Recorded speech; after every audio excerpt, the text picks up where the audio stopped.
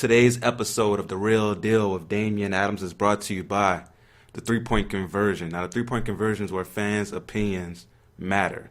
Now, if you want your updates as quickly as humanly possible, make sure you follow the three-point conversion on Facebook, Instagram, and Twitter. And if you want in-depth articles on basketball, football, boxing, wrestling, baseball, every sport under the sun, the three-point conversion has you covered.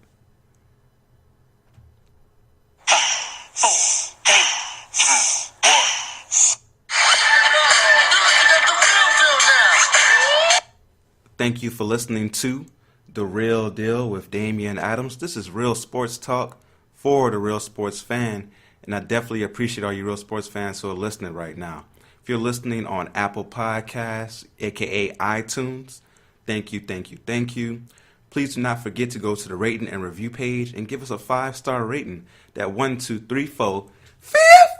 That 5-star rating and review will definitely be appreciated. If you're listening on the three-point conversion station on Spreaker Radio, thank you. The three-point conversion is where fans' opinions matter. So let us know what you think of the show. If you think the show is hot, say it loud. I think the show is hot and I'm proud. What? Say it loud. I think the show is hot and I'm proud. Yeah, feeling a little bit right there. If you think the show can improve, don't say it as loudly, but let us know that you think the show can improve and how it can improve, because I need both your praises and your criticisms to be great at my job. I'm very excited about today's show. A little later on, I'll be joined by Bobby Del Rio. He is a basketball writer for TSJ101sports.com. He covers the Toronto Raptors. He also is an actor, screenwriter, director. He does it all. Very good interview with him that I did on yesterday. But before I get into Bobby Del Rio and all the basketball talk, let's do a little football talk, right? The Super Bowl was just this past weekend. We had a thriller of a game as the New England Patriots defeated the Los Angeles Rams 13-3 in the lowest scoring Super Bowl of all time.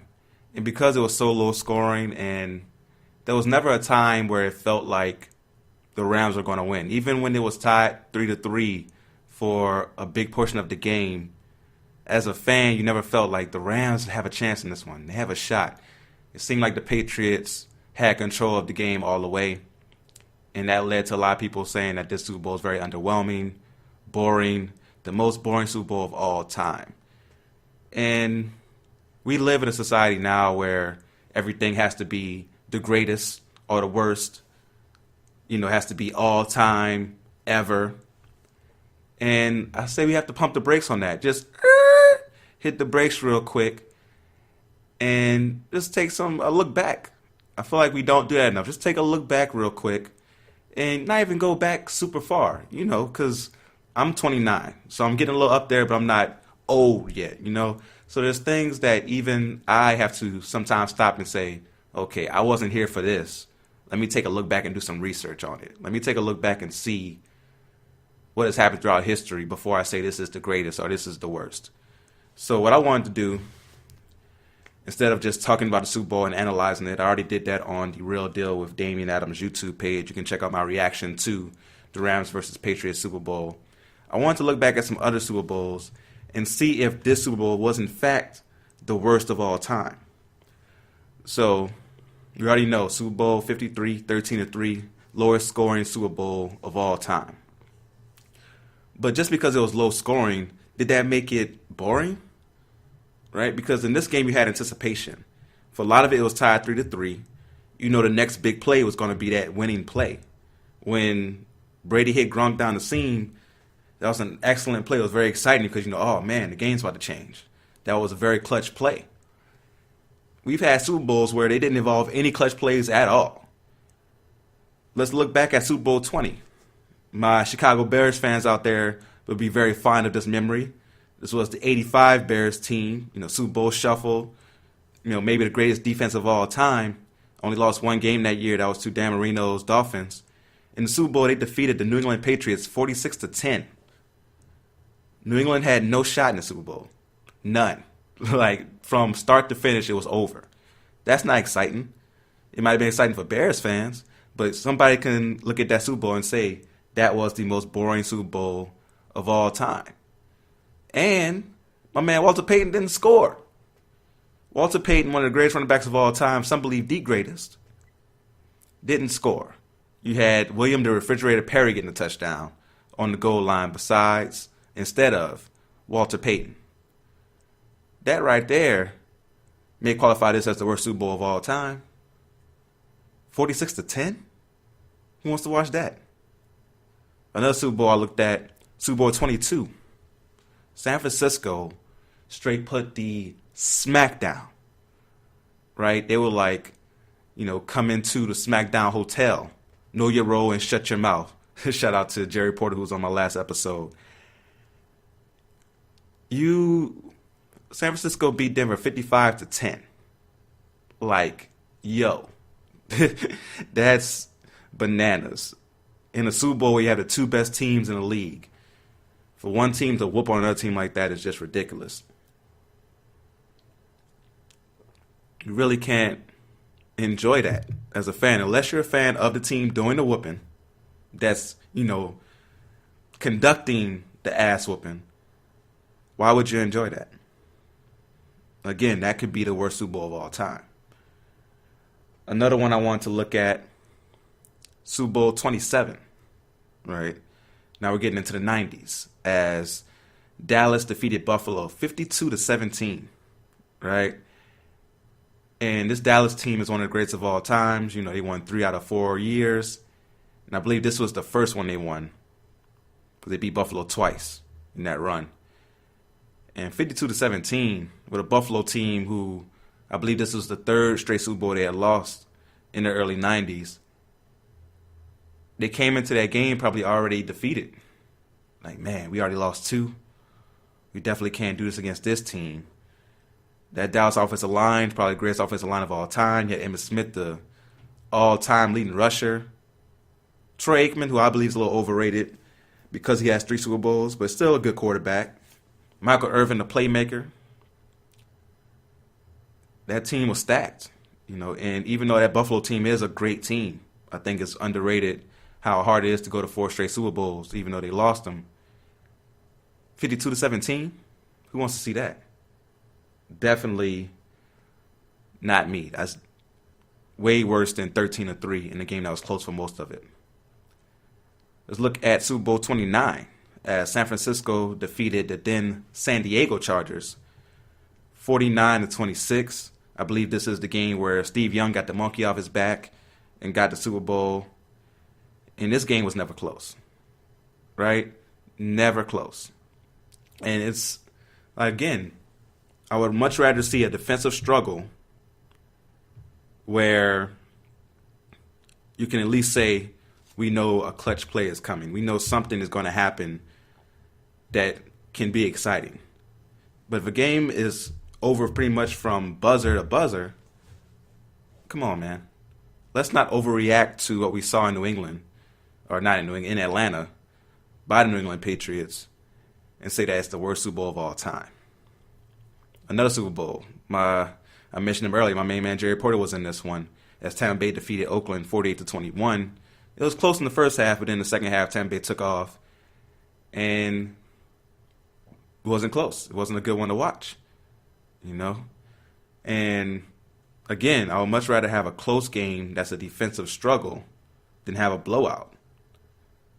And the thing is, I didn't even go back that far to find these games. It's not like I went back to Super Bowl I. The furthest I went back was Super Bowl 20. That's 85, 86 right there. A little before my time, but a lot of people listening to this show can't remember that game. So a lot of people should be like, okay, let's hit the brakes one more time when we think about this Super Bowl being the worst Super Bowl of all time. One more example that I wanted to give. This was just 5 years ago, as Seattle took Denver behind the woodshed and beat them 43-8. Y'all remember that Super Bowl. The best thing about the Super Bowl was the halftime performance. My man Bruno Mars killed it that year. But 43-8, once the center snapped it over Peyton Manning's head, it was done. That game was over at that point, and that was early in the first quarter. It was already over. Done. I don't remember any point in that game where it felt like Denver was going to win. Any point. Seattle's defense was on another level at that time. You had Marshawn Lynch killing it. Russell Wilson, young Russell Wilson, just managing the game. And Peyton Manning, those guys had no answer for him. And that game kind of changed Denver's image, which led them to winning a Super Bowl a couple years later with a defense and Peyton Manning not being the same guy. But that Super Bowl right there, the game itself, boring. Come on, man. So you look at those Super Bowls I named. Chicago, 46-10 over New England. San Francisco, 55-10 over Denver. Dallas, 52-17. San Francisco, 49-26. Tampa Bay, 48-21. And Seattle over Denver, 43-8. Those Super Bowls are much worse than the New England Super Bowl. Now, this one didn't have the best commercials, right? My favorite commercial is probably the one with the Backstreet Boys and Chance the Rapper. I like that one. Of course, the NFL 100 commercial probably was the best one. The halftime performance, a lot of people didn't like it. I thought it was okay. You know, being in Atlanta, I would have loved to see like an Atlanta hip hop history. Like, I would have loved to see all the great Atlanta rappers come through and get like a song or two. That would have been best, right? And it's not like it's a black thing. Hip hop is mostly brought by white America, so it's not something that would have turned off America to see that, because it's white America's buying the music mostly. So I think that would have been the perfect way to do Atlanta if they would have did something for the causes that Kaepernick was kneeling for. Right? It all comes back to that. That's why a lot of people turn down the halftime show, because they're down with Cap, which I understand. So, and it has to be more than 500,000 that they did for Travis Scott to perform, right? So if you would have got all the Atlanta rappers, you would have had Ludacris, T.I., Scarface, even if you would have got some TLC, hopefully 150,000 would have been able to come out for Outkast, all the Atlanta rappers from today. That would have been dope. That would have been one that everybody would have enjoyed. Because like I said, 90% of the hip-hop audience is white. So it's not like it's something that you can say, oh, it's America's game. Well, America likes hip-hop. Let's be real. So that was my take, man. This is not the worst Super Bowl of all time. Not by far. Those that I named, there's probably more that I didn't even get into from earlier. I just didn't want to go back super, super far. But we have to look back at our history before we just say something's the worst or the best of all time. So I'm going to get into this interview with Bobby Del Rio. Excellent interview, man. Bobby is someone who's very honest. Some people keep it 100. This man kept it 1 million. Like, he kept it 1 million on a lot of different topics. We cover Toronto, the trades going down for the trade deadline, Anthony Davis, LeBron James, players today versus players yesterday. He keeps it 100. Very candid interview, very good. Hopefully you guys enjoy it. Before we get into the interview, I'm going to play a little bit of music. Just take a little music break real quick. We're going to enjoy some MC Light. I've been on a real MC Light binge lately, so we're going to enjoy MC Light, Poor Georgie, and then we'll get into the Bobby Del Rio interview.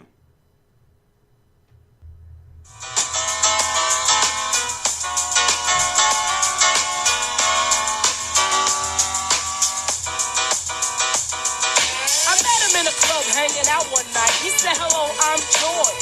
Hi, life, how's everything going, huh? How you doing? Hope everything's fine. Ooh, and can I call you sometime? Can I get the digits and the address so I can come visit? I gave him the digits, that wasn't a problem, cause if he caused any, I would have to solve them, cause George looked good, damn good, and if I didn't, some other girl would. In my mind, I hope for the best, convincing myself that this was not a test, cause I heard many things about Georgie, nothing kinky, like no orgy. I heard he knows how to make love, like an angel from the heaven above. Who was I kidding? I'd give him a try, cause life needs love too, and that ain't no lie. Keep your ears open, hope that you're listening, cause I'm about to take you on the Georgie Porgy mission.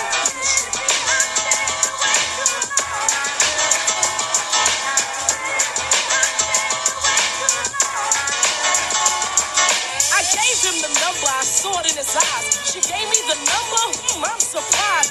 Good conversation over the phone. He began to comfort me whenever I was alone. George was sweet, so nice and so neat. With any other guy, he didn't have to compete. door.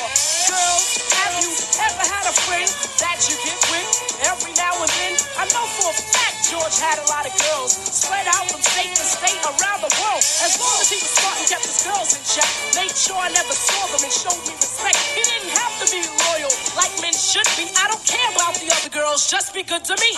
But if I ever saw one, that would be the end. You couldn't kick the storyline if she was just a friend. The girls I didn't care if I don't lie. See, cause Georgie was into making young girls cry. Kiss the girl that made you cry. Kiss the girl that made you cry. Kiss the girl that made you cry. Kiss the girl that made you cry. Kiss the girl that made you cry. Kiss the girl that made you cry. Kiss the girl that made you cry. Kiss the girl that made you cry. George was clean, no drugs and such. But once in a while, he'd drink too much. Hanging in the club where they played rockers. Him and his friend drinking vodka. I was looking for him, and I found him there with his clothes messed up and his up hair. I told him he was messing up, he wouldn't go far. He got mad and asked his friends for the keys to the car. I said, don't drive, use your head. Drive while you're drunk and you kill yourself dead. We began to argue, bad words were said. Then he got kicked out by some long-haired dread. Ran into the car as if in a hurry. He started the car, but his vision was blurry. He didn't care, he drove off into the night, riding for miles without his headlights. Georgie had too much on his mind. He was still young, yet running out of time. Last week he took tests and the doctor told him George had cancer in his lungs and his colon. See, when he was 12, he started smoking. Paid no attention when he started choking. Thoughts flashed through his head, there they stuck. So Porgy crashed into a truck. I wish I would have told him how I liked him so much, how he made me feel with the slightest touch. Now he's gone and I can't tell him nothing. Wish he was here so I could say something. Story is not to say that I'm in sorrow, just to say no one is promised tomorrow. If you love someone, you should say it often. You'll never know when they'll be laying in a coffin. Wake up, it's important that you know that no one on earth is promised tomorrow. Believe that, and don't think that it can't happen to you. Kiss the girl that made you cry. Kiss the girl that made you cry.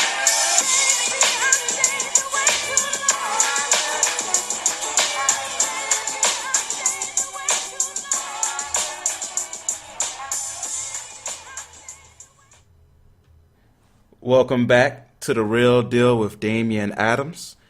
And I am very excited to be joined by this guest right now. It's a man of many hats, right? If he has a hat closet, it's probably overfilled with all the different hats that he wears. He is an actor, director, screenwriter, basketball writer, someone who is a huge NBA fan. He has a website called tsj101sports.com, where if you're a basketball head like myself, you can go to this site and get the best of the best when it comes to basketball articles and really get that knowledge that you're thirsting for. I'm talking about Mr. Bobby Del Rio. How you doing today, Bobby? I'm good. How you doing, brother? Doing pretty good, man. Happy to have you on the show. Yeah, I've been checking out Twitter all day to see if the Raptors are going to get Marc Gasol, but it looks like he's going to Charlotte. Yeah, I definitely want to get into that. And before we get into the basketball talk, whenever I have a guest on for the first time, I want to get to know that guest a little bit so that the audience can appreciate the guest the way I appreciate the guest. So can you tell us a little bit about yourself?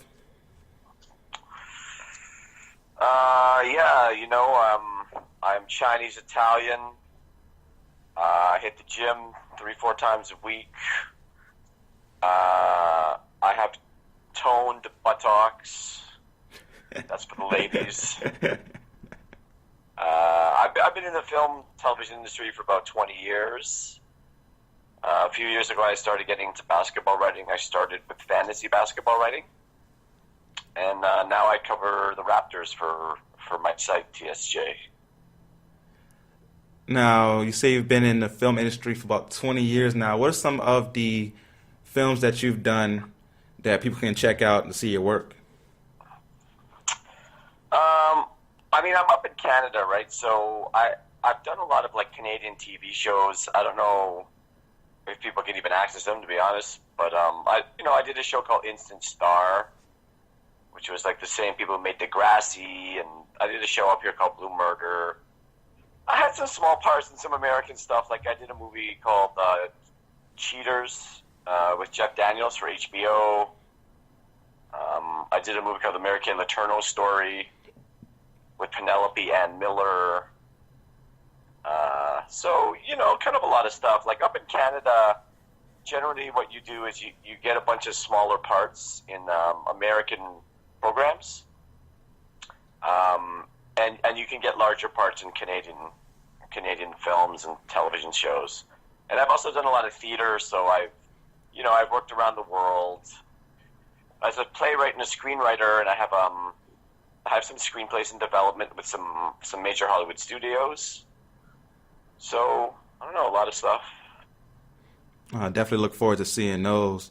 So is there anything that you have coming in the future that we could look forward to that is in the works that will be out soon? I'm going to be shooting a project in May, so I actually have a lead role. I'm not supposed to talk about the show quite yet. There's going to be sort of like a public announcement that's going to be made to make everything official.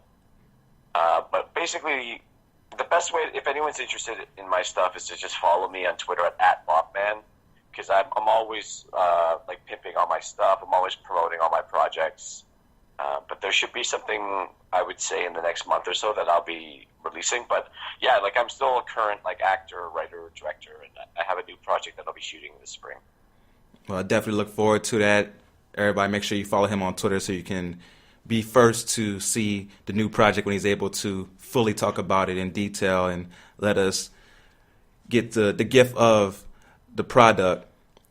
So let's get into your website, tsj101sports.com. When did you start this site? Okay, well, I didn't start it. Like I'm one of the writers. Okay. So basically, we have a bunch of different writers who cover different teams. So there's like 75 people, I think, work for the site, which is a lot. And I cover the Raptors. So I'm somewhat new to the company, like really new, actually. Like I've been there, I think, like 10 days or something, 2 weeks. But like in the I've written, I think, like, I don't know, like 8 articles or something since I've been there. So I'm pretty prolific. It's a great vibe. Everybody's pretty cool. I mean, we've got, a 24-hour NBA chat thread going for our department. So, I mean, we've got, I don't know, 10 to 15 writers so far in the NBA department. And it's amazing that all the info is coming in, like, every second. Especially right now, right? Like, all the NBA trade deadline info. I mean, a lot of it are rumors and innuendo, but you know that those deals are coming down in the next couple of days. So Definitely. We're in the midst of a lot of, smoke right now, where there's some trades that look like they're going to happen and they don't, and some fire. There's definitely some trades going down out there. And for your Toronto Raptors out there, what are your thoughts on the Raptors season so far, and what are your expectations going forward? I think that we're overperforming, which is maybe what Raptors fans don't want to hear.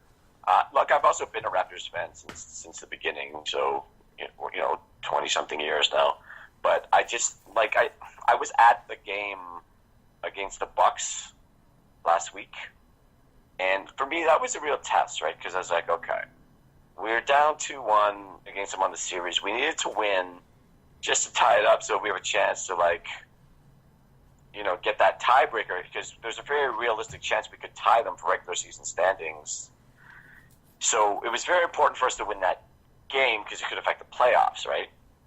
Because if they had the tiebreaker on us, then, if we had the same record, then they would get home court advantage over us. And if we were able to get to, the Eastern Conference Finals, like, you could lose if there's 4 games there and 3 games here. Anyway, so it was very important that we win that game. And, I mean, their effort was terrible.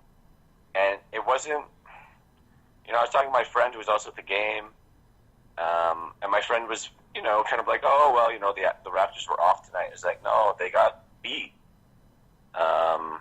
Milwaukee, I thought, had a more dominant offense. They're moving the ball way better. Defensively, it wasn't even close. They had, 4 guys crashing the boards. They had all their arms in the passing lanes.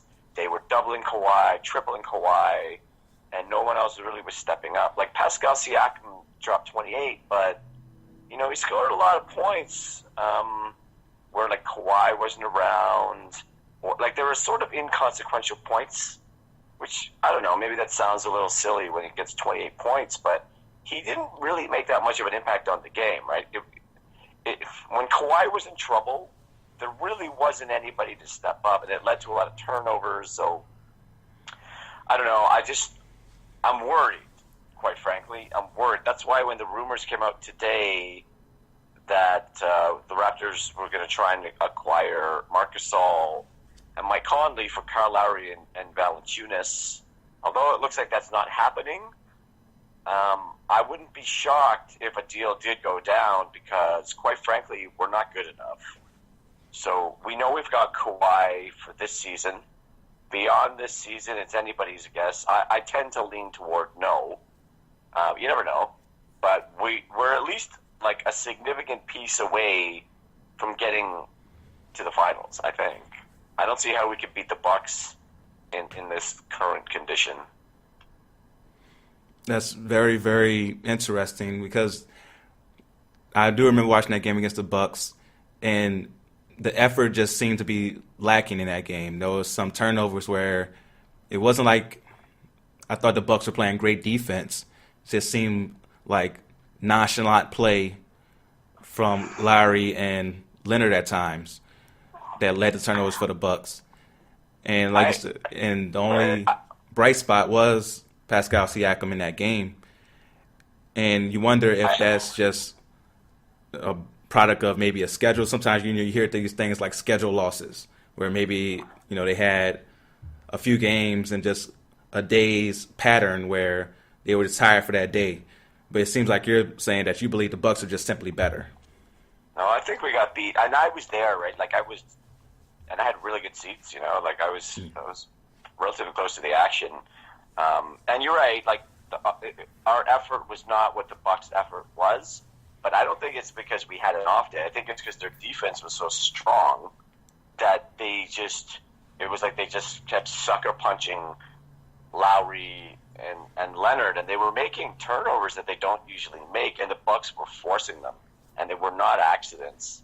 They wanted that game really, really badly, and they took it. I mean, look, we score at that point anyway. We score an average of 113.7 points a game. And they held us to 92 points. We were 21.7 points below our average, right? And the next game we go play the Clippers and we blow them out. That game was over at the end of the third quarter. We scored 97 points, I think, at the end of the third quarter against the Clippers, and then against the Bucks, the whole game 92. And I'm telling you, like the Bucks wanted it. Like I was like every play, it was like we'd have one guy trying to get the offensive rebound. They'd have 4 people. It's like it's just like well coached. They hustle. They spread the ball. They give 100% effort on defense. I mean, they're just better because they were so much better than us that it was shocking that when we played the Clippers, I was like, oh, I guess our team actually sucks. And then we dominated the Clippers, and I was like, oh man, like the Bucks are really that good. And they do have the best record in the NBA. I mean, look, I think it's earned. Like, at the beginning, they beat us a couple times, like in the first month or so of the season. I was like, well, whatever, it's the first month. And then last game we got them. I was like, okay, see. And then now this is the game we had to win. And I think we lost by 13 points. I mean, and it wasn't even close. Like, you watched the game too. I mean, there was no way we were going to win that game. Yeah, so I definitely agree with that. You know what I mean? So you go, okay, so what do? You just, like, try to beat everybody else in the East, face them in the Eastern Conference Finals, and then just get blown out? Or come up with some new coaching strategies, although I'm not exactly sure what you could do with a team that dominates you on both the offensive and defense end of the floor. And have done it consistently all year. I mean, they beat us 3-1 all year. So a move has to be made. Otherwise, I think what's going to happen is, even though we traded tomorrow, we got Kawhi, it's going to be the same thing. We're out in the Eastern Conference Finals, or maybe even before. Maybe we're out in the second round. I'm not sure we could beat the Sixers or the Celtics in the playoffs. So, let's see. Now, you mentioned how you think you guys should make a move, and there were rumors earlier that you guys offered Kyle Lowry and Jonas Valanciunas for Mike Conley and Marc Gasol of the Grizzlies, but you were saying that seems like that deal has fallen through. Do you think that deal would have been the move to put you guys up top the East? 100%. 100%. I did question it from Memphis's perspective, though. Because obviously, if you're going to trade those guys, I would think that you want to get younger, you want to rebuild. You know what I mean? We don't have our first rounder this year. We don't. And even if we did, I mean, it's what you want to pick at 28th. So we don't really have too many young assets that we could move. I mean, maybe we move OG Anunoby, DeLon Wright, something like that. But we're not going to move Pascal Siakam, because I think we're going to be building the team around him next year. I think, unless Kawhi stays, then we'll see. But I feel like Kawhi's going to leave, and then Pascal's going to be the piece that we're going to build around. So you can't move that guy. And then if I'm the Grizzlies, okay, I get Lowry, but why am I going Lowry for Conley? It's pretty similar. They make pretty much the same amount of money, similar age, similar production. So then you're trading Gasol for Valanciunas. I mean, yes, Valanciunas is a few years younger, but you know what I mean. You're not going to change the faces of your franchise for just to get a center who's a few years younger, right? I would imagine you're looking for picks. You're looking for young players. You're looking for a bunch of people that can make your team better for the future, and so we don't have that. And so this is the problem when you're a Raptors fan, is that we know that we need to get better. And it's actually amazing that the team has been able to sort of increase as steadily as we have, when we haven't really had any major assets or young key pieces to bank on. I mean, we've developed Pascal Siakam, who, is a late, I don't know if he was 26th overall or something a few years ago in the draft, and Jelon Wright was a late pick, and Fred VanVleet was an undrafted free agent. We've done pretty well, I think, with late picks in the draft, and even people who weren't drafted. But we don't have that. We haven't picked in the top 5 in many, many years, so you don't have that guy who's you're waiting on to sort of take over the franchise. Now, we might have found that with Pascal Siakam, which is a bit of luck and player development. But it's very difficult, because we know we need to improve, but we don't really have the pieces, even as trade chips, to improve. So, I don't know, you hope someone like OG Anunoby can take a step up, but he's taken a step backwards this year, which is frustrating, because even as a trade chip, I don't know, who do you want a kid who isn't as good as he was in his first year, quite frankly?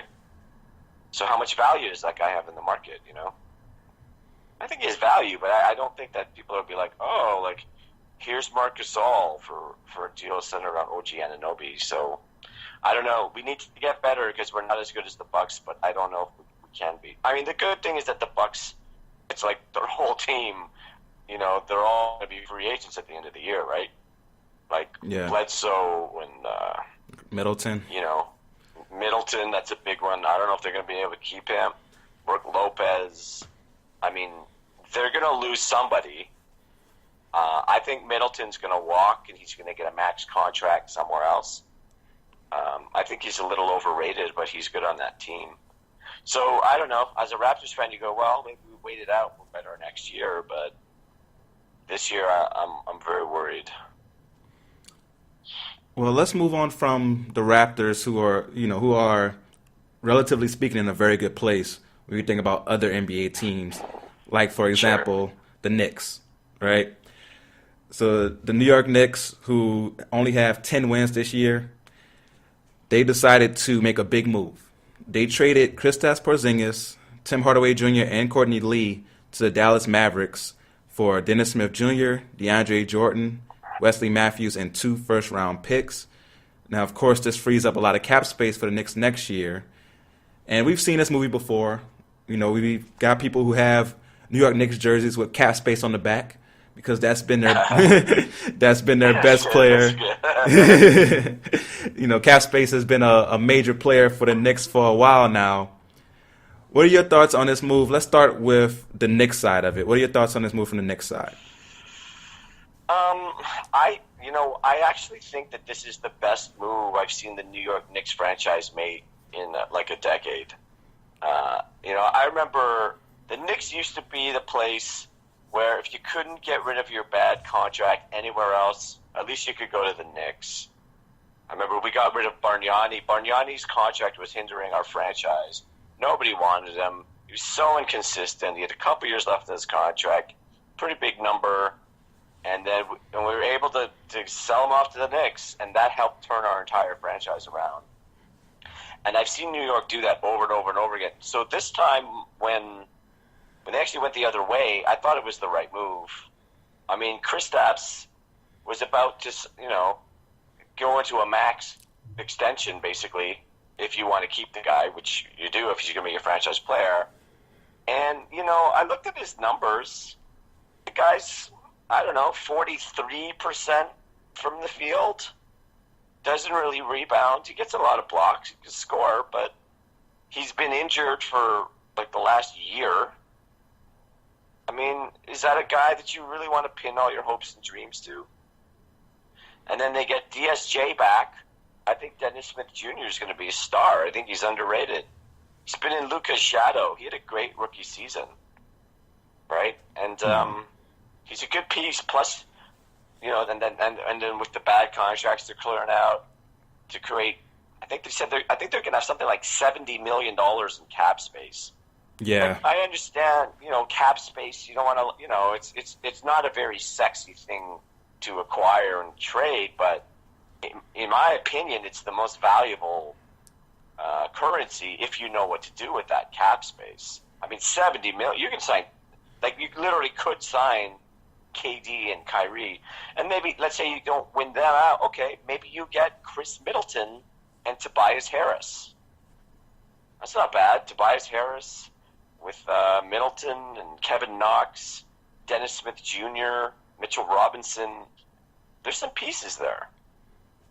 So I don't know. I like the Knicks side a lot. I mean, obviously it depends if they're able to sign some key free agents, but I just think in that market, you're always going to find somebody who's going to give it a go in New York. Who doesn't want to be in New York? Yeah, I hear you. And you said something very important during your explanation of it. You said cap space can be very good if you know what to do with it. Yeah. And with the Knicks, they have not shown that they know what to do with it, right? Over the past few years, you think about their big signings. You had Amari Stoudemire, gave him $100 million. Oh my God! Yeah, I remember that one. Yeah, and he was only good for pretty much 1 year, maybe 1 year and a half before his knees gave out. The potential of Amari and Carmelo together was great. The thought of it was great, but we saw it basically for like half a year at its full potential. It was nice while it lasted, but it definitely wasn't $100 million worth. Oh man, I always thought Carmelo Anthony was overrated. Volume scores that rely on isolation plays. I don't know. I would never bank on any player fitting that profile. Anyone. Yeah, it's definitely tough. It's definitely a tough way to make your living, especially in the NBA today, right? Carmelo, you think about the way he plays, it fits more of a maybe that 90s, early 2000s style of having that player who you can build around, isolating around, and you have to have a great defense around that player as well. So that's how maybe you think about the 2001 76ers. That's how they worked. Because even though Allen Iverson was a ISO-heavy player, they had such a great defense surrounding him that they were allowed to be able to do that and still be successful. So it's a hard formula to build around Carmelo in that way. So I definitely understand why you would say that.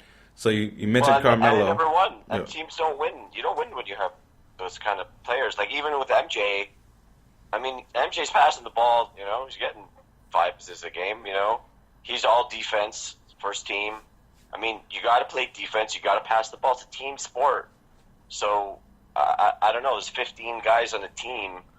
So, if you have one guy who's just going to kind of try and do everything, when he's on the floor, it's not helpful. It's like there's a lot of other people on the floor with you. And that's a very simplistic explanation of basketball. But since if you do that, you're kind of going 1-on-5. So, I don't know. I just think that players like that, I don't know, before I started following basketball, maybe in the 60s or something, maybe there's examples of people doing that. I'm not sure what it was like to play with Wilt Chamberlain, you know what I mean? But I just know in the modern NBA, like the last 30 years, I mean, teams that are built that way don't win. I can't think of one team with that kind of player that has won the championship. No, that's a very good point. Now, let's move on to the Mavericks part of this trade. You get Kristaps Porzingis back, who you mentioned that you have some doubts about. Tim Hardaway Jr. and Courtney Lee, to add on to Luka Doncic, who is having an excellent rookie year there. And they have some pieces there in Dallas. Do you think they made the right move of trying to build around the duo of Kristaps and Luka for the future? I mean, I wouldn't have done it, but I can see the logic of it. It's not like it was stupid. I don't think it was a stupid trade on either team. I mean, you see what they're trying to do, right? Like New York's just trying to position themselves to okay, let's clear the cap, get an asset, get a couple, first round picks. I mean, they probably won't be that low. They'll probably be mid round. Maybe around you're picking around 18, 19, something like that. Just guessing.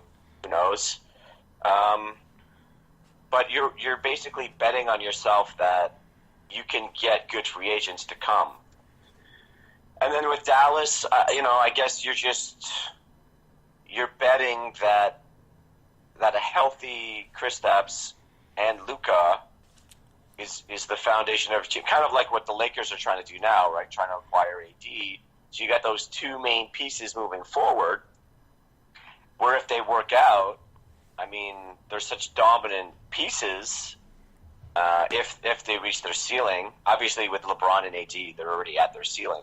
So with Luka and Kristaps, you're kind of hoping that they're the next, I don't know, Steve Nash and Dirk. I mean, it almost seems like that's what they're trying to do. They're trying to bring back the Mavs of 15 years ago or something. It's a risk. It's not a risk that I would have taken, but I mean, you got to do something. Dallas has been so irrelevant for so long. I just think, though, when you have somebody like Luka Doncic, I mean, you got your piece, and you got a guy who loves the pass and who can score in many ways, and he's, essentially a point guard, but he's got, a 6'8" frame. You can pair that guy with anybody. So why do you want to push all your chips into the middle of the table on Kristaps Porzingis? We don't know if he's healthy. Even when he's played and been healthy, I think there's arguments against his production at the NBA level. He's a really big risk, and I don't think it's a small deal to take on those contracts. Tim Hardaway Jr., Courtney Lee, I think their deals expire next year, but it's still a year where you're significantly tied up in terms of flexibility. I mean, the best thing I can say about it is that Luka and Kristaps are very young. So, if it didn't work out, you could trade one or both of them in a few years. But if it does work out, I mean, you do have the foundation of a potential NBA dynasty. So high risk, high reward. Sounds like Mark Cuban to me. Yeah, I definitely agree that as a high risk because of Kristaps' injury history. You mentioned how he hasn't really played a full season. Now that I think about it, he's always had some type of injury, and he's coming off a major ACL tear that he's still recovering from.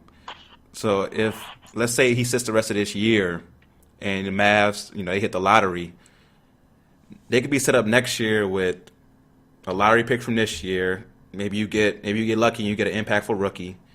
You have but Luka. their pick goes to Atlanta. Oh yeah, that's true. You're correct. They don't even keep their pick this year. Yeah. So it's only top 5 protected. So most likely it's going to be outside the top 5, which means Atlanta will get it. That is true. So you're going to next year. That was a risky pick. I mean, but this is just how they do things. I mean, that's really risky too. Even though, like, as soon as that trade happened, I posted, and actually I pinned the tweet to my profile, but I was like, the Luka Doncic for Trae Young trade will go down as one of the worst trades in NBA history. I hate Trae Young. I mean, I'm a stats guy, so he's got to be. I think he's the most inefficient player in the entire NBA. But it's still risky because they're also giving up their first round pick this year. Yeah. So even if Trae Young turns out to be an average point guard, which, the best thing I can say about Trae Young is he has a chance to be an average player. Okay, that's the nicest thing I can say about Trae Young. But you also get another first rounder that'll probably be somewhere like around the top 10. I mean, the odds of that pick being better than Luka are very low, but you never know. Look, Trae Young could figure out in year 2, year 3, and that other top 10. Maybe you take a risk on someone like Bol, and he's available when your pick comes up, and you even win the trade. So I just think that's the personality style of Mark Cuban. It's very risky, but the guy's got an NBA championship. It could pay off. I wouldn't do it that way, but I'm just a guy. Yeah, no, there's a reason. There's a reason he's a billionaire. You take risk, and I feel like when you have that much success, risks don't really scare you. That's the reason he kind of, I guess, lives that way in the NBA. And for me, I think that this trade can, like you said, it could be a foundation for a team that could be good to great for the next 10 years, or it could be a disaster. Hopefully, Kristaps stay healthy, and this becomes a trade that we remember as a great one for Dallas. I think Tim Hardaway Jr., even though his contract is very high, he's a very good player as a role player. We saw this year with the Knicks that he was put into a role where he had to be the leading scorer, and he wasn't very efficient. But when you put him in a role where he's the 4th, 5th option, I think he could be very good in that role for Dallas for years to come. And Courtney Lee's always a good 3-and-D guy, a good veteran to have on your squad. So I think the trade, like you said, for both sides, it makes sense. And for both sides, it's both really risky. For the Knicks, if they do not get, 2 very, very good players from that cap space, this trade will be a fail. For the Mavericks... Oh, very, very, very much so. Although, it's not like they have to sign anybody to a max contract. That's the thing. The space could carry over. Yeah, it definitely they could. Just do a couple. Yeah, so that's the. But you're right. That's the point. But you're making an intelligent point, right? I mean, it depends. Depends what they do. If they don't get anyone, then it could be one of the worst trades ever. But they're not going to get anyone. They got all that money. They got the New York market. And here's the thing about NBA players. Nobody ever admits it. They want to be stars. They want to win, but I don't think they want to win because they have that competitive fire within them, like Michael Jordan. I think they want to win because they'll become bigger stars if they win. That's actually a great transition into our next topic. Where is the best place to become a star? L.A. And who wants to go to L.A.? Anthony Davis. Now, this one hurts me a little bit personally. I am a Pelicans fan. I'm originally from Louisiana. Oh, cool. So this, Anthony Davis he requested a trade. And now it's been put out there that the Lakers have been offering everything except, the key to the city, the Laker girls, Exactly. Pretty much everything they can offer to the Pelicans, and the Pelicans have turned it down, saying it's not enough. They want 4 unprotected picks along with all the players that the Lakers have been willing to offer. So I'm going to try to take my bias out of it and go to your expertise. What do you think the Pelicans should do in this situation? Should they take this deal from the Lakers, or should they try to wait until the offseason to get more bidders into the play field and maybe get a better offer from someone else, say, example, the Celtics? Look, I'm somewhat of a conspiracy theorist, and this to me has like NBA administration written all over it. The NBA, didn't they intervene? Wasn't there also a trade? The NBA likes to like stick their nose in things. Like, remember there was that Chris. I mean, you should like Chris Paul. Yeah, we were all gonna. that stuff. Yeah, we were gonna trade Chris Paul to the Lakers, and David Stern intervened. Now, at that time, we were in transition. I don't think we had a owner at the time.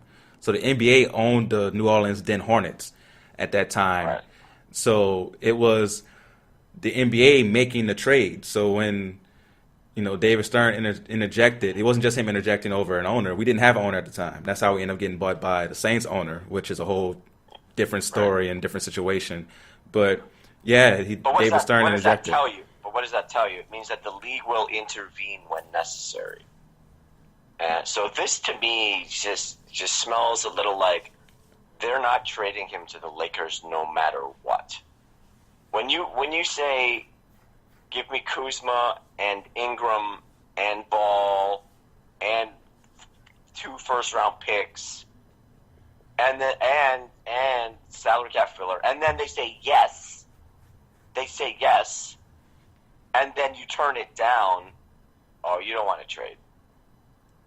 You don't want to trade because yes, you're right. You can get better offers maybe when Kyrie doesn't have that designation anymore, right? When he signs the new contract, so then the Celtics will be eligible to have both of them on their team, so then they can start to trade and acquire both.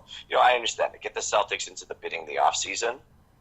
But that's giving you every single young asset on the team, and it sounds like they're not even tempted.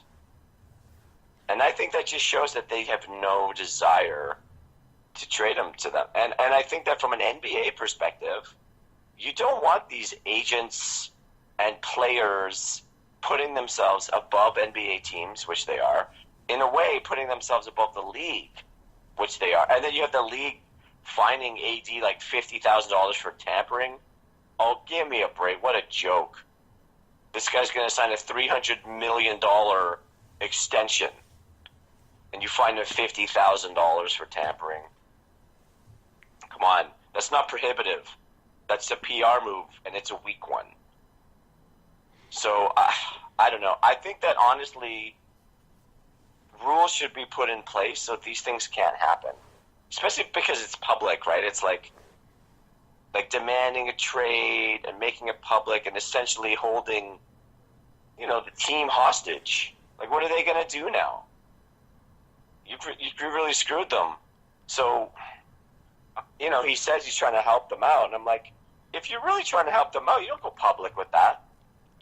But then the NBA doesn't do anything publicly to sort of condemn it.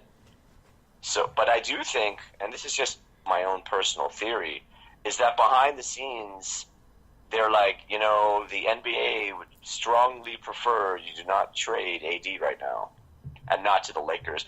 And I really think that the Lakers, they need to get a lesson in humility. I was really happy when Paul George re-signed with OKC because it sent a message. Lakers, you do not run this league. And I still think they do. And especially with LeBron, it sets a dangerous precedent. And, is it a shock that as soon as Anthony Davis requested a trade that same week, I think it was 3 days later, Porzingis requested a trade. So I wrote an article last week, and it was a bit of a joke, but I was like, so what's next? Zion Williamson is going to get drafted number 1 overall. And then as soon as they're like, welcome to the NBA, he's like, okay, I demand a trade because I want to win now. I mean, that's where we're heading. You make some very, very strong points. And even we've seen that happen before. Like, it's not that big of a stretch to have a draft pick say that they don't want to play at this particular place. Steve Francis, you might remember this being from Canada. Steve Francis, some years back said, I was not play for the Vancouver Grizzlies. If you youngins out there, you may not remember the Grizzlies were not always in Memphis. And he didn't want to go there. He demanded a trade and got to go to Houston. So that's not, it's not that far-fetched. You might have said it as a joke, but it definitely can happen.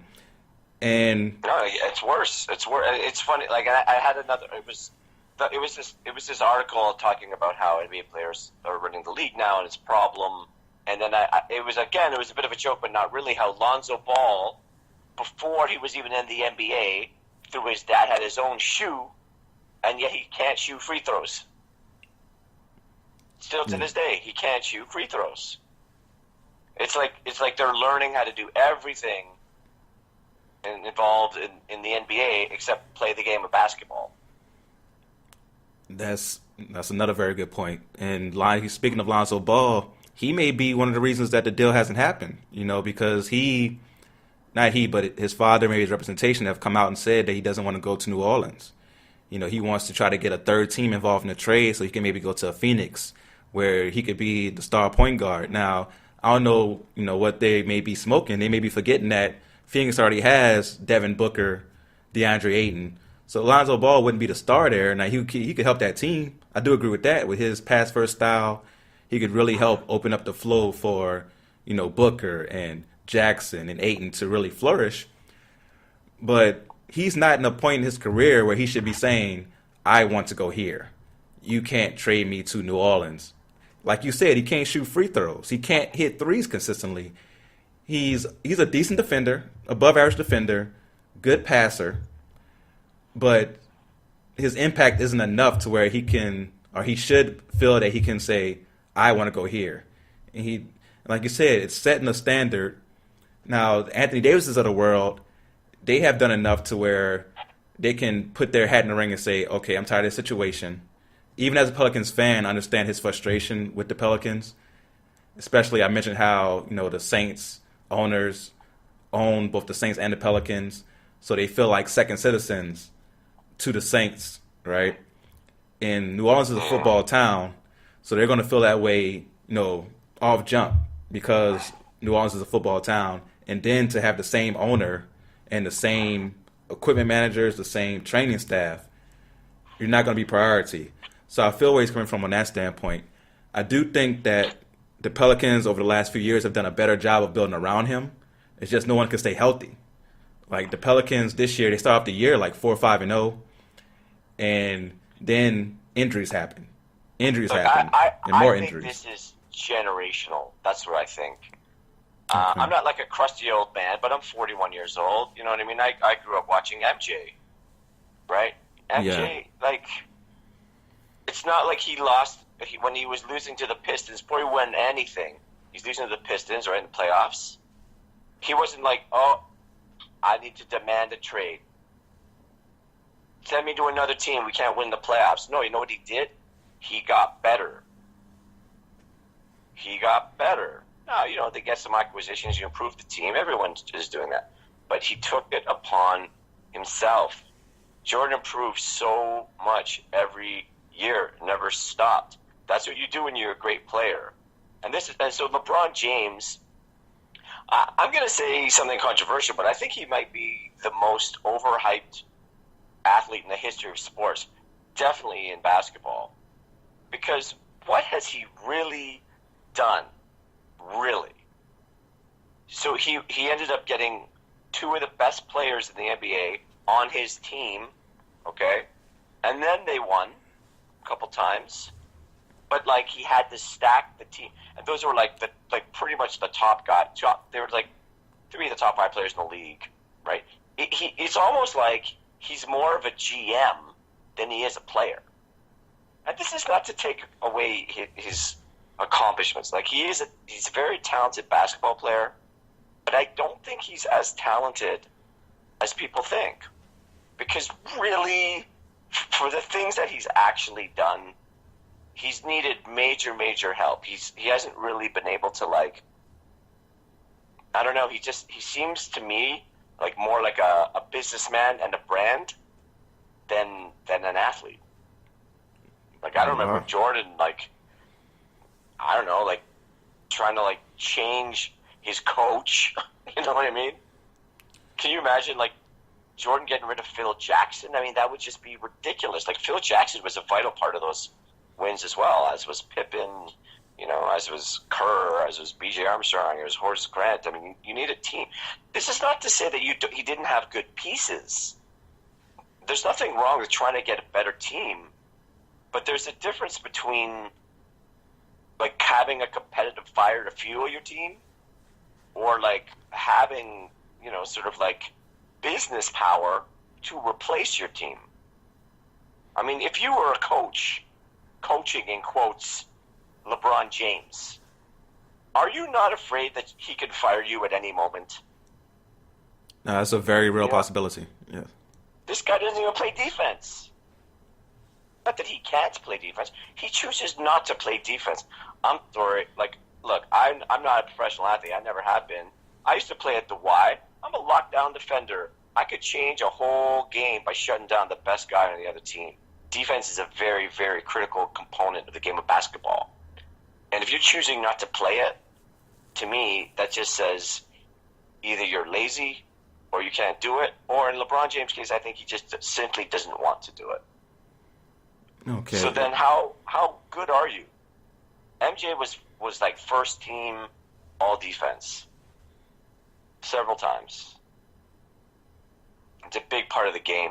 You can't just, like, not do it. No, I definitely agree with that. Now, the only thing I would say about LeBron James as far as the coaching aspect, he's never had someone of the stature, or I guess even of the greatness of a Phil Jackson, Greg Popovich, those type of guys. So I wonder how he would handle that situation if he had a Greg Popovich as his coach. Or I don't think he could handle it. I don't think he could, because I think that this guy, I don't know him, you know, but I just feel like he's been a star, right, ever since he was 13 or whatever, you know. Everybody knew, and he's a very talented player, you know, one of the most talented ever in NBA history. But it's not enough to be talented.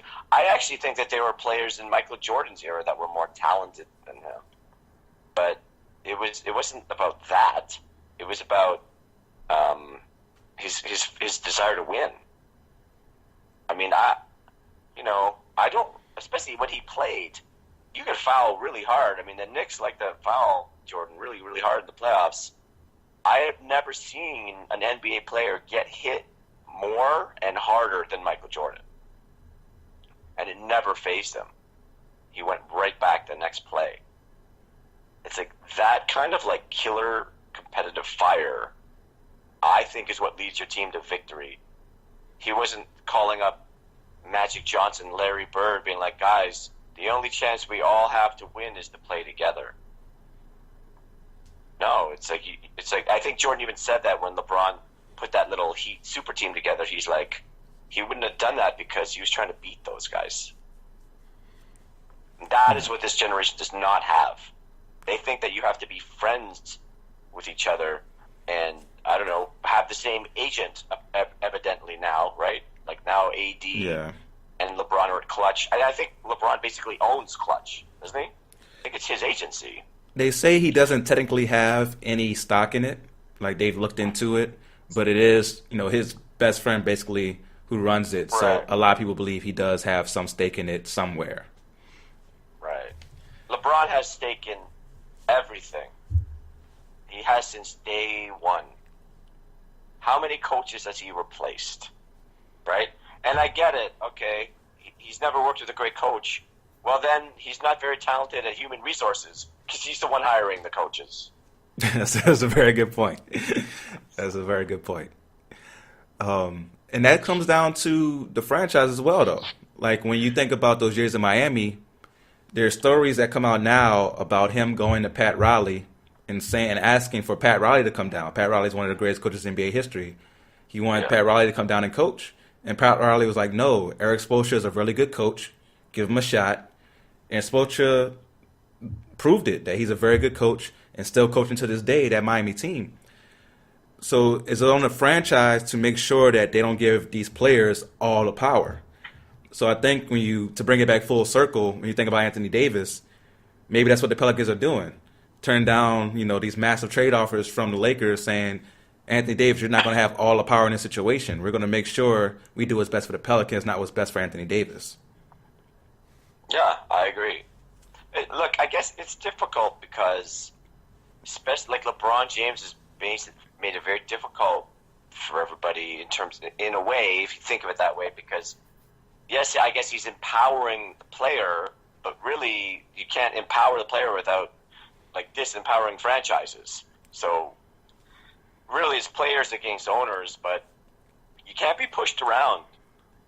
And AD, look, he's very talented. He's he might be the most talented player in the NBA. I mean, he's top 5 for sure. But he's 25 years old. He's 25 years old and he's talking about his legacy. I'm like, dude, you've won one playoff series in your whole career. Your legacy? Come on. Yeah, I call it the Charles Barkley effect. I think that because these players have come up seeing Charles Barkley on TV as the one guy with no ring, even though there's tons of guys with no ring, he's become Josh Stockton, Clyde Drexler. He's become, because he's the one on TV every night, he's become that representation of the guy with no ring. Every time him and Shaq get into an argument, what does Shaq do? Shaq throws his 4 rings on the table and says, look at my 4 rings, Charles. I got these. That's why you can't be in this argument. And then what does Barkley say? Yeah, well, you had Kobe. Yeah. He does say you had Kobe, you had Dwayne Wade. Yeah. You put Kobe on the Phoenix Suns with Charles Barkley, they win the championship. So, and look, here's the thing. Like, I get it. And Charles Barkley was actually my favorite player growing up as a teenager. I love Charles Barkley. But here's the thing. Charles Barkley's actually still relevant. His playing career's been over for, 15, 20 years. And, he's one of the most popular broadcasters. People know who he is.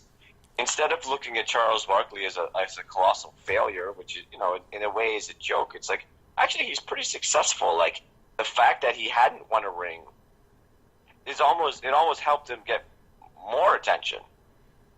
You know what I mean? He's almost more known because he was so good and had this personality and all this stuff and didn't win. But there's lots of players that happened to in the Jordan era. And it's almost a compliment that a player as good as Charles Barkley couldn't get a ring because the best player who ever lived just dominated the league when he was there. True. You can't just. It's not just about. It's just. I guess my complaint is that it's all about this kind of marketing. Everyone wants to be this player with this stat. So again, we go back to my original point about stardom. Anthony Davis is talking about how he wants to he wants to win a championship, so he wants to leave the Pelicans to do that, and then he goes and puts teams like the Knicks on his wish list. It just doesn't make sense unless you're lying and you actually just want to be more famous. And that's the thing. Because the Pelicans were good last year in the playoffs. Yeah, the Pelicans were very good last year. You lose to the Warriors, who have maybe the most stacked team in history. So you can't really you can't really blame the management of the team for that. And you lose to the Warriors. And I'd rather have Drew Holiday than LeBron James. Moving forward, LeBron's look, he just missed a month because he's getting older. He's got a couple years left of really producing a high level. Drew Holiday's in his prime. Julius Randle's a great player. He's very young. Mirotic is a good scorer. I mean, there's pieces on that team. Why don't you recruit someone else to come to your team? Why do you need to leave? Hey. That's not a basketball reason. To me, that's you want to be in a bigger market because you want to be a bigger star. Hey, you preaching to the choir. As a Pelicans fan, I definitely agree with everything you're saying. I wish he would try to recruit someone there. And like I said, there's been injuries. If this team was healthy, I do believe they would be in the top 8 in the Western Conference right now. Even though the Western Conference is stacked, pretty much everybody in the Western Conference can play except for Phoenix, right? So when you have a stacked Western Conference like that, it's going to be tough, especially when you have injuries. So, like I said, I understand his frustration, but at the same time, I agree with you on the fact that he could have played through it and said, "Let me try to get someone else here to New Orleans." New Orleans isn't, it's a very small Right. market. A lot of people say it's a small city with a big name, right? Because it's in size, it's not really big at all, but That is true. You know yeah. what? Small market teams never win the NBA championship, like the San Antonio Spurs. Never, ever were the San Antonio Spurs able to win an NBA championship. Hey, yeah, nah, you make a great point there. Like if you have a small market and you have a star who's willing to play in that market and get other players to play with you and buy into a system like Tim Duncan, you can be very successful. Anthony Davis is somebody who has the potential to be just as good as Tim Duncan was. Oh, But yeah, there's so much player movement right now. So many people are going to be free agents. You could re-up with your team. Just get Tobias Harris over there. Get Chris Middleton over there. Maybe Kyrie. Maybe KD. Why do you have to leave? You don't have to leave. You have a solid team with a town that loves you, where you're the star. You're doing nothing. You're going to make more money than anywhere else. If you want to win, okay. You had guys injured on your team. Bring somebody else in. They'll come. yeah, But no. And who knows? Like the LeBron James, Rich Paul influence. As soon as he signed with Clutch Sports, I went, oh. And I have an acting agent and a writing agent actually. So I've had good representation for 20 years in the film industry.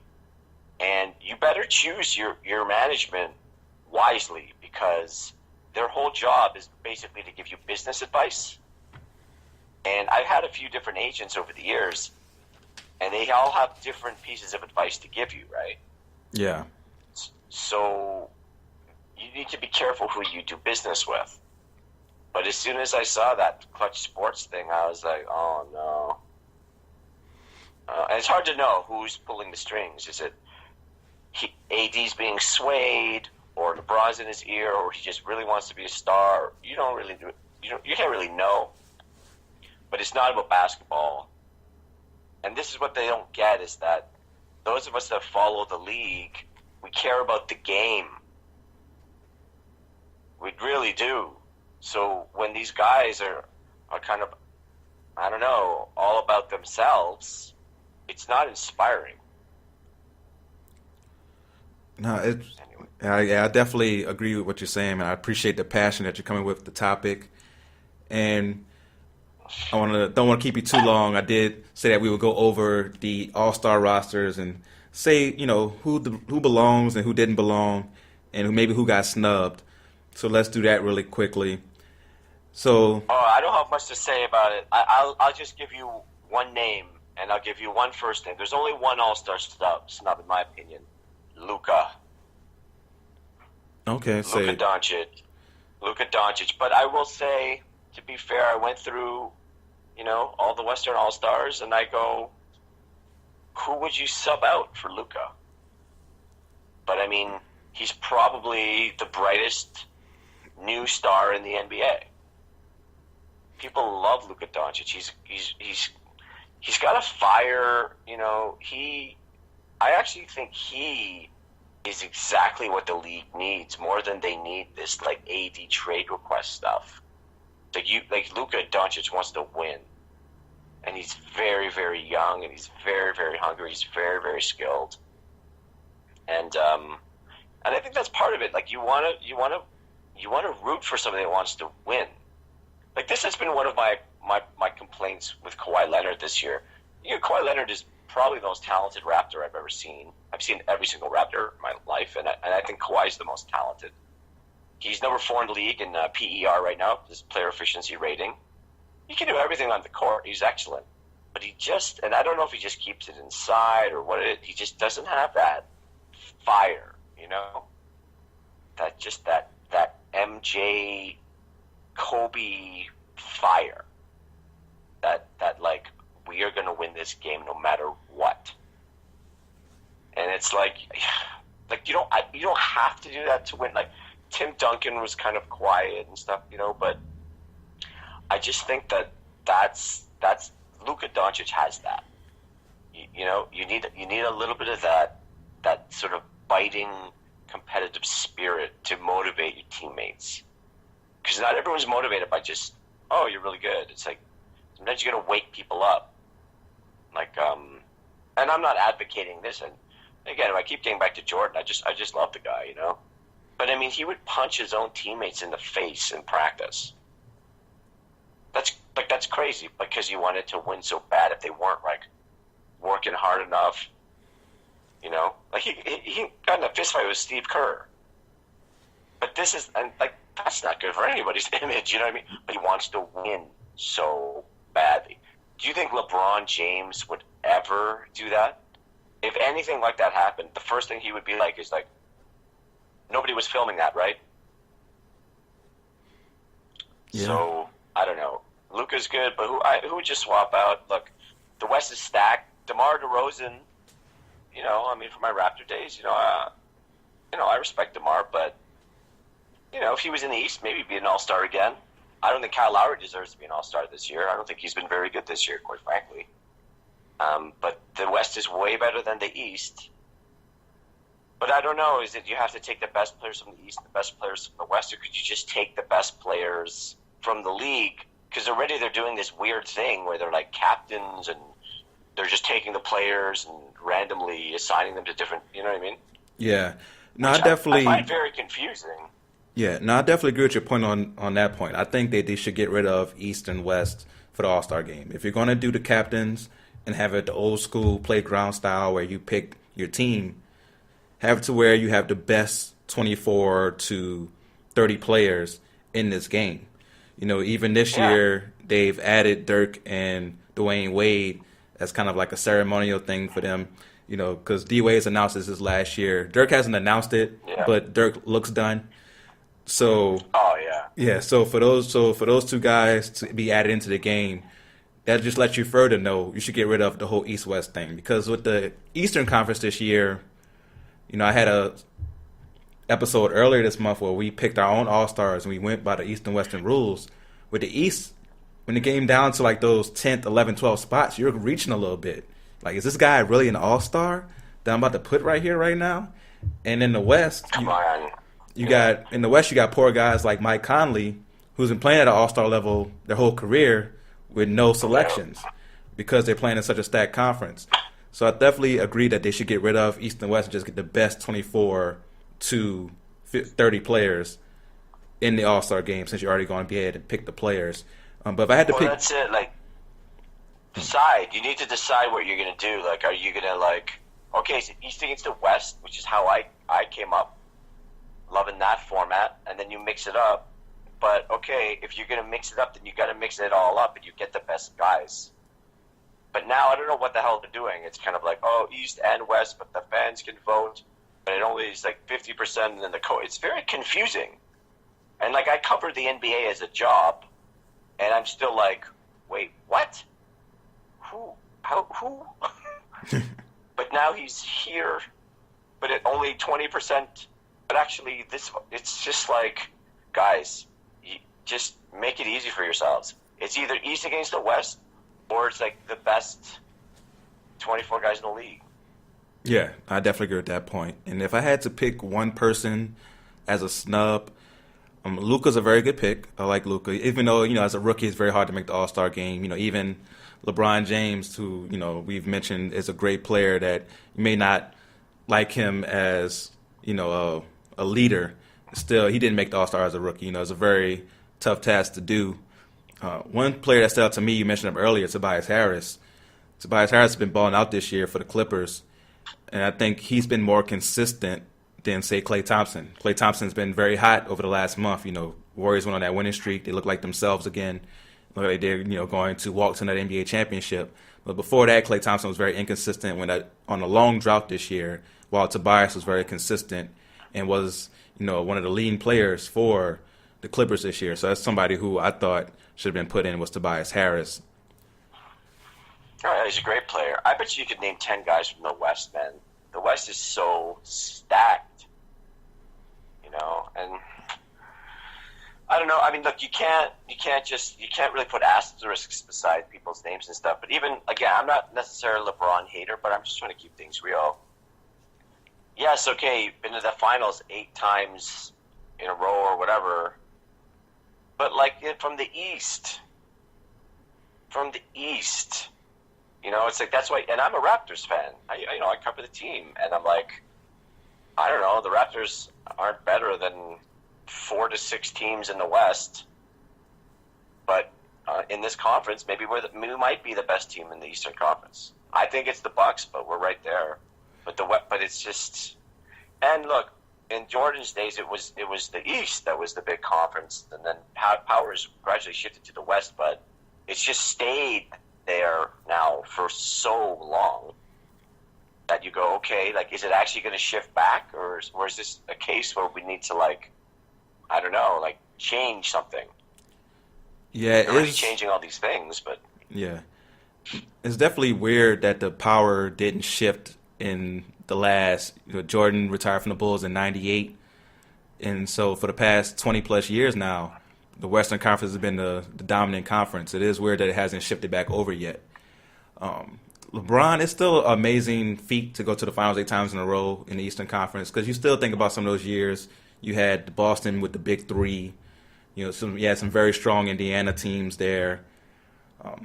Toronto, as you mentioned. So they had some strong teams there along the way. They've had some years where they were weak. But for 8 years in a row, that's still very impressive. Now, it is, but how many times did you get swept? You know what I mean? You go or you lose in 5 games. I just think people just... I look at the Western Conference Finals as the real NBA Finals every year now. Yeah, that definitely was the case last year, and the year before last. Yeah, where the Western Conference Finals was the real NBA Finals. But with Golden State... This year, I say. Golden State Lakers, maybe. I mean, probably not. No, we'll see what they do. Yeah. So, yeah, this year we don't know who would be. The Western Conference this year is a little weird because it's so deep, but I actually think the Eastern Conference has better quality up top. When you think about those top 4 teams, Toronto, Milwaukee, Boston, and Philly, those 4 teams, I think, could hold their own with anybody in the Western Conference. And in the West, you have Golden State, who's head and shoulders above everybody else right now. So this year is a little different. So the power hasn't shifted, but the East is more top-heavy. Maybe. We're looking at record, right? So that's... Because remember, in the East, we play other teams in the East more often. And there are a lot of terrible teams in the East. You've got, 4 or 5 teams tanking for Zion right now. So it just throws the numbers off. I just think that if it was a little more equal, then you'd see it in the finals. And it's just not a game. It's not even close. If it's for me, it's like, if the East can just lose in 6 games instead of 4, then we've got a series. The drama is, can we at least keep it somewhat close? Yeah, no, that's a very good point. I have one last question I want to ask you. So you mentioned how, you were against LeBron, creating that super team in Miami.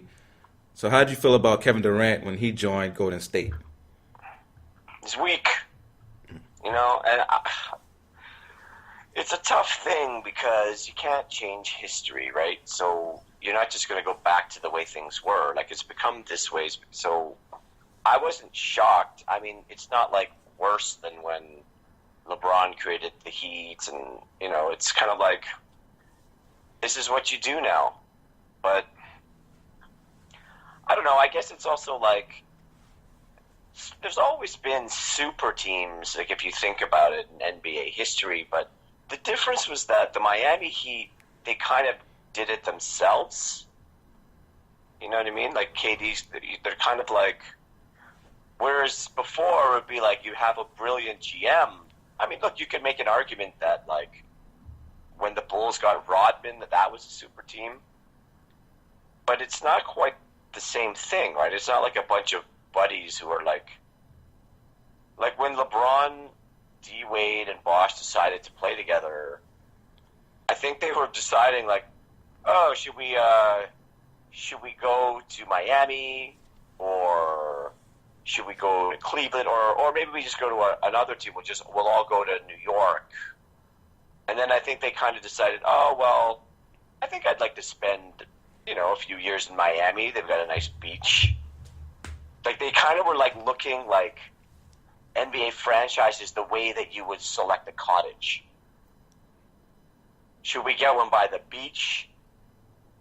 Maybe we'll get one by the lake, closer to the highway, so it's a shorter commute.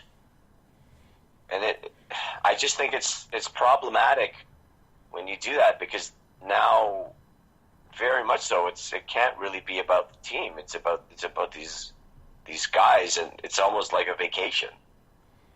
That's how they're kind of treating franchises, like they don't matter.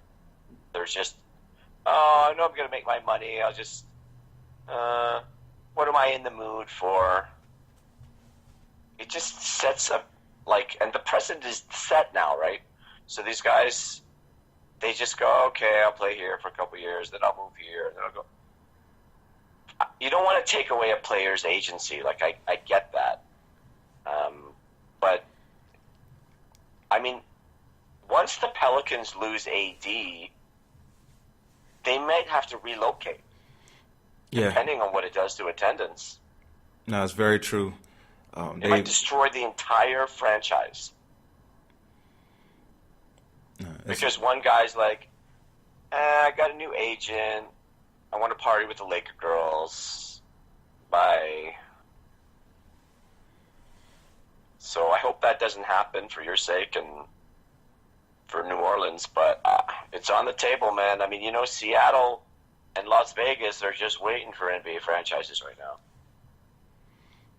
Yeah, no, that's two cities that are definitely waiting. Seattle deserves one.